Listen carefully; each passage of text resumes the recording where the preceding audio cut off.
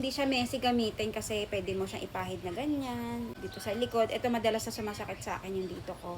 Hindi masakit sa ilong. Tapos nakaka-relax. So ganyan yung laman niya.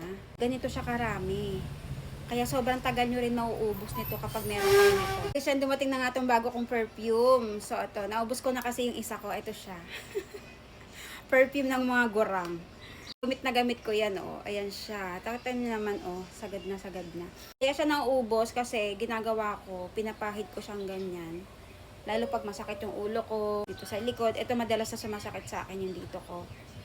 Siguro dahil sa kaka-computer, tapos lagi lang ako nakaupo. Ayan, ginaganyan ko siya, guys.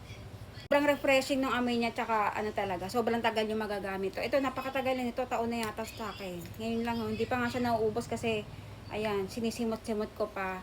Kapag may masakit sa akin, pinapahid-pahid ko siyang ganyan.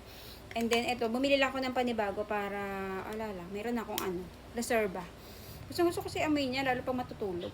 Hindi ako makatulog pag di ko to naamoy. Nasanay na rin yung asawa ko sa akin na amoy matanda daw ako.